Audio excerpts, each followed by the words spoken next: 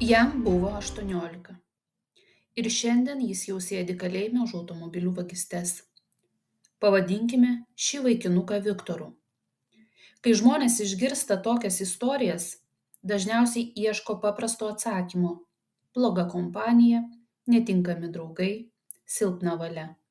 O dar geriau nenoras dirbti arba noras turėti greitų ir paprastų pinigų, lengvų pinigų. Ir taip, iš dalies visa tai gali būti tiesa, tačiau beveik niekas tokiose situacijose neklausia svarbiausio klausimo. Kur buvo tas pirmas momentas, kai vaiko pasąmonėje gimė ši išgyvenimo strategija? Nė vienas vaikas negimsta svajodamas apie kalėjimą. Taigi koks buvo Viktoro gyvenimas ir kaip nutiko, kad savo gražiausius gyvenimo metus Viktoras šiandien leidžia už grotų? Viktoras augo su mama. Tėvai išsiskyrė, kai jam buvo 7. Mama nuo to laiko dirbo sunkiai, dirbo labai daug. Jis stengiasi, kad vaikui nieko netrūktų. Drabužiai, maistas, pinigai būreliams, saldumynams, ekskursijoms ir visiems kitiems malonumams. Ji mylėjo savo sūnų taip, kaip mokėjo ir kaip sugebėjo, ir tai darė iš tiesų pakankamai gerai. Ir būtent todėl šią istoriją, kurią išgirsit, yra tokia skaudi. Kartais meilės ir rūpesčio būna daug, bet vaiko pasąmonėje formuojasi ne tai, ką tu jam duodi, o tai, ką jis jaučia būdama šalia tavęs. Pradėkime nuo to, kad Viktoro tėvas buvo smurtautojas. Vaikas tiesioginio smurto, kaip pasakojo mama atėjusi į terapiją, nematė. Bet vaikams nereikia matyti smūgių, kad suprastų, jog namuose kažkas negerai. Jie mato mamos akis, jaučia kūno įtampą, balsą, tylą, naktinį verkimą į pagalvę, mamos veidą, kai už durų pasigirsta grįžtančio vyro raktai. Vaikas nesupranta suaugusių santykių. Jis negalvoja. Mama juk turi pasirinkimą. Tėtis elgiasi netinkamai, ji gali išeiti, taip toliau ir panašiai. Ne. Vaiko smegenys veikia kitaip. Iki tam tikro amžiaus kritinis mąstymas dar nėra susiformavęs. Vaikas negali objektyviai analizuoti situacijos. Jis pasaulį priima tiesiogiai, per emocijas. O svarbiausia yra tai, kad abu tėvai vaikui yra išgyvenimo garantas. Mama ir tėtis vaikui nėra geri ar blogi, jie yra būtini išlikimui. Vaikas kaip mažas paukščiukas lizde. Jis nesvarsto, kokie jo tėvai, ar jie švelnūs, ar jie pavargę, ar jie kartais grubūs, ar jie moka mylėti.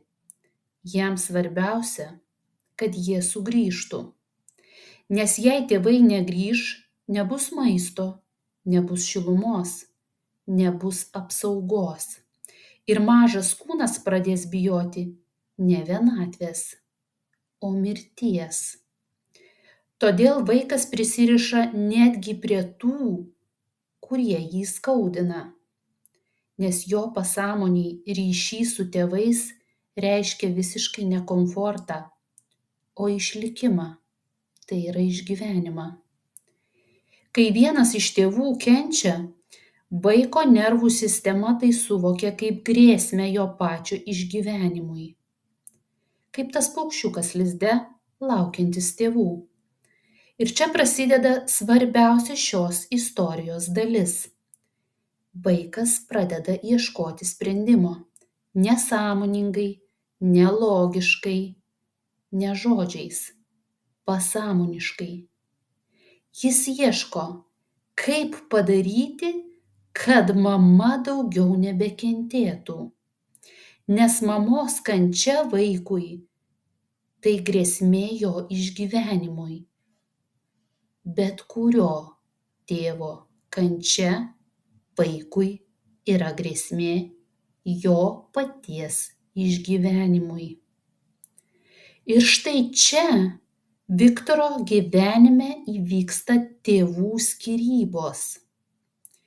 Tėtis išsikrausto iš namų. Ir pirmą kartą per ilgą laiką Viktoras pamato mamą kitokią, ramesnę, jos akyse nebelieka tiek baimės, nebėra nuolatinės įtampos. Ir čia vaiko pasąmonė užfiksuoja labai pavojingą ryšį tarp situacijų. Kai vyras dingsta, mama nebesikankina. Grėsmė vaiko išgyvenimui išnyksta. Tai tampa išgyvenimo modeliu. Jeigu vyras kelia skausmą moteriai, jį reikia pašalinti.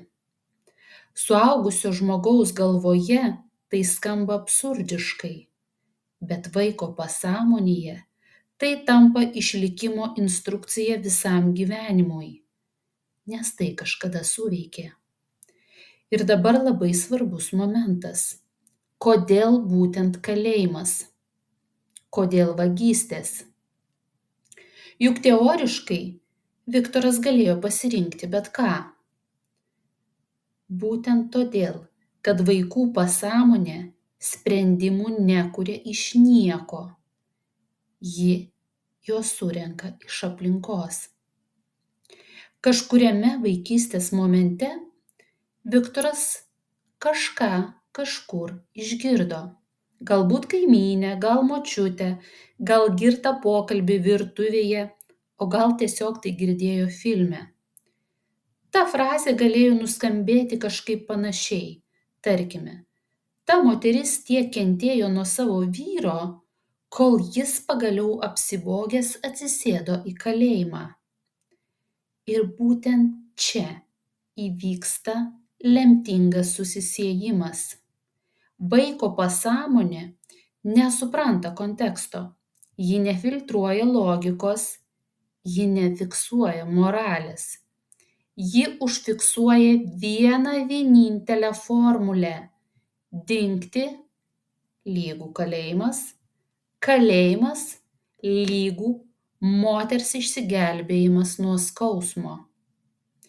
Ir kai po daugelio metų Viktoro nervų sistema pradeda ieškoti būdo pašalinti save, kad nebeskaudintų mamos, jis automatiškai pasirenka kelią, kuris jo pasąmonėje kažkada buvo užkoduotas kaip sprendimas.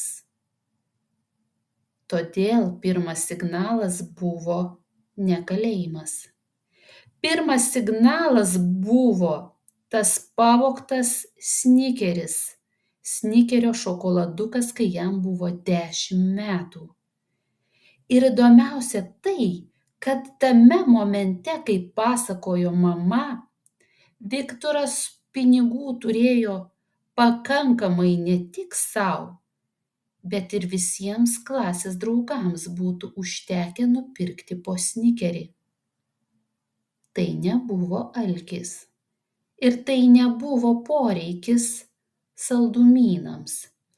Tai buvo pirmas nesąmoningas žingsnis link to paties scenarijaus. Kodėl? Kas iššaukė vaikui tada šį trigerį? Kai Viktorui buvo 10 metų, mama neteko savo močiutės. Ji mirė sulaukusi garbingo amžiaus, bet moteris, pavadinkime ją Laima, šią netektį labai išgyveno. Ji verkė naktimis, ji vaikščiojo prislėgta ir Viktoras mamos skausmą susiejo su savimi. Juk jis dabar vyras šeimoje ir mama kenčia dėl jo, pagalvojo vaikas. Tada vaiko pasąmonė davė signalą. Jeigu tu dingsi, dings ir mamos skausmas. Ir štai visai dėl nesuprantamų priežasčių šokoladukas, už kurį buvo nesumokėta, atsidūrė vaiko kišenėje. o mamos galvoje skambėjo frazė: bėda viena nevaikšto. Kartais žmonės sako: na jau ne, čia per gilu, per sudėtinga. Bet žmogaus pasąmonė iš tiesų veikia būtent taip. Mes labai dažnai gyvename ne dabartyje. Mes gyvename pagal vaikystėje sukurtas savo išgyvenimo instrukcijas. Todėl vieni nuolat renkasi smurtaujančius partnerius, kiti viską griauna, vos tik tampa laimingi ar turtingi, treti nesąmoningai naikina savo sėkmę, ketvirti nuolat save kažkodėl baudžia. Ir dažniausiai mes net nesuprantame, kodėl. Nes mūsų dabartinis elgesys nėra atsitiktinis. Tai kažkada sukurtas išgyvenimo modelis. Ar šioje istorijoje galėjo būti kitaip? Žinoma. Jeigu tame amžiuje Viktoras būtų girdėjęs kitą modelį, pavyzdžiui, būtų girdėjęs kažkur tariamus žodžius, kad moteris po skyrybų pradėjo naują gyvenimą, vyras išėjo gyventi atskirai ir visi tapo laimingi, savarankiškas gyvenimas yra brandus sprendimas, tuomet vaiko pasąmonė būtų surišusi išėjimą ne su kalėjimu, o su savarankiškumu.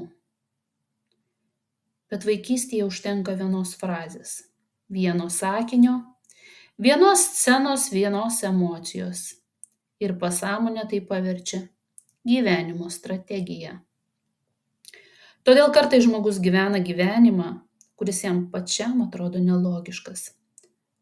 Ir viskas iš tikrųjų prasidėjo ne vakar.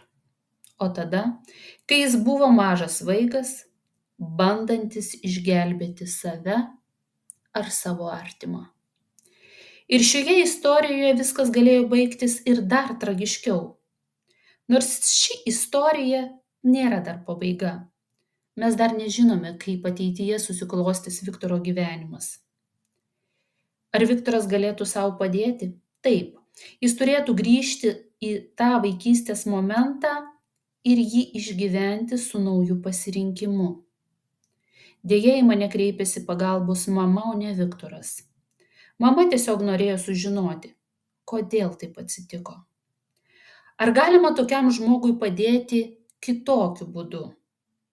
Taip, bet tai labai sudėtingas kelias, kurio tikslas būtų išmokyti žmogų kitos išgyvenimo strategijos. Galbūt Viktoras, sėdėdamas įkalinimo įstaigoje, šito išmoks. O jeigu tavo gyvenime nuolat kartojasi tie patys scenarijai, jeigu pas tave viskas pradeda sektis, o tu viską imi ir sugriauni, jeigu santykiai, baimės, pyktis ar pasirinkimai atrodo stipresni už tave, galbūt problema visiškai ne tavo charakteryje. Galbūt tiesiog tavo pasąmonė vis dar vykdo seną išgyvenimų programą. Terapijoje mes neieškome kaltų, mes ieškom momento, kuriame viskas prasidėjo. Nes tik suradus giluminį trigerį, žmogus pagaliau pradeda suprasti, jis niekada nebuvo blogas. Jis tiesiog kažkada bandė išgyventi.